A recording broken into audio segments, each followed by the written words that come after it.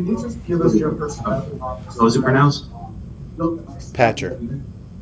Does this speak of everybody's confidence? I don't know, are there some 2012 vibes to this there? The Washington game where you feel like, okay, there's still enough time for the teammates to make a comeback as you came out?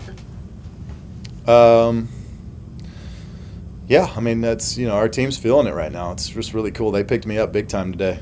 And Goldie had some really good swings. We had some really good at-bats before Goldie, and I gave him a big old smooch on the top of his head and don't care who knows it. But it was a great team win. I mean, that put us in a hole, and they came back and won that game just as really good, really, really good against tough pitching. So it was cool. That was awesome. That was fun to be a part of. You've been around teams that have done this September thing a few times. I wonder how you get a sense of building confidence, like just that notion of never really being out of a game or being resourceful to always find a way in a game. Just how does that kind of build for a team? And does it become, I guess, a lot to stop for an opponent? Well, it's hard to stop when you got a Mojo like that.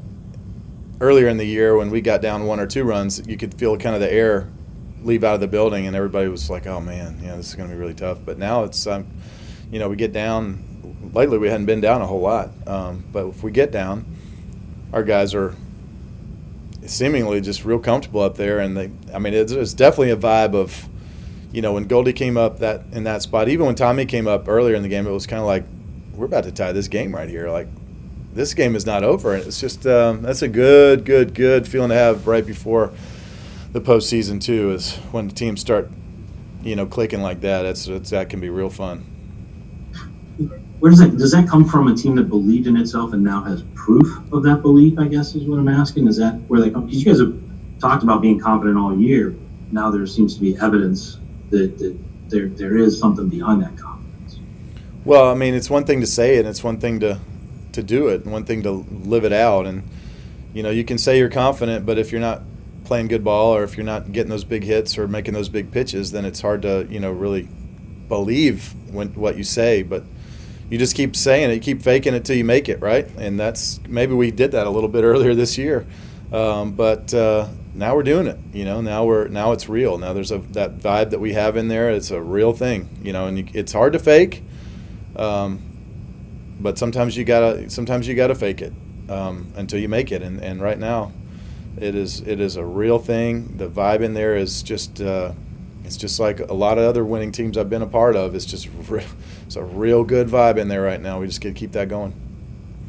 You got to 2 strikes more than 20 times, I think, more than 20 pitches before getting that 2000th strikeout. Was that at that point in time a relief, and sort of walk us through your start there as you kind of try to figure out what would be a strike today? Yeah, unlike last time, today I knew I needed just one. And I was trying not to let that, affect pitch count or a pitch selection, and still throw the right pitches in the right situations.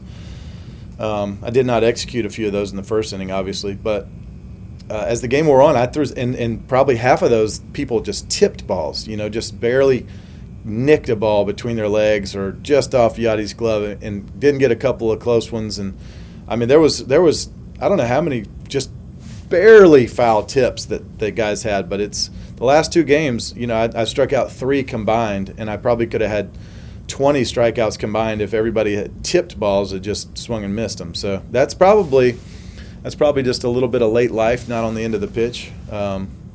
Just being an honest critiquer of my own game, and or it's the other teams going, I'm not going to be 2000. That there might have had a little bit of that too. So I don't know, maybe a bit of both. And last question for me, because I don't want to monopolize this, but the conversation with Carlos Flores after the 3rd inning, just was that? I mean, it seemed that's kind of unusual for you to have a chat with the umpire at that point. Was it just kind of getting a feel for where he was calling the strike, or what was that about? Yeah, I've never done that before. That was the first time. I really just I wanted to know where he went to dinner last night, and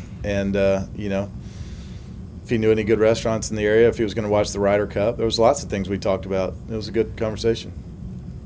Did the 2-2 pitch to Escobar come up? Well, those are things, once you establish where dinner was, then maybe you share dinner with him later on and figure out those kinds of things later on. Katie Wu, The Athletic. I was wondering from a pitcher's perspective what it's like to see this Cardinals offense. I mean, they're very versatile. They're not home run reliant. They manufacture runs, especially on the base paths. That's been something that's been an identity of this club all season long, but perhaps it's being magnetized because it's directly leading to these wins. What are you seeing from an offensive perspective? Yeah, there's a lot of different ways that we're beating people right now. Our base running is really good. I mean, they talked about it on the telecast today, just Tommy Edman and Goldie and Oni and so many of our other guys, Dylan. Those guys are just real good going first to third. They're good at stretching those singles to doubles and doubles to triples. They're really aggressive out there. They got some stolen bases on our team. It's probably the fastest team I've been on, total speed in our career. Certainly, I think it's the best defense I've ever had back there behind me also.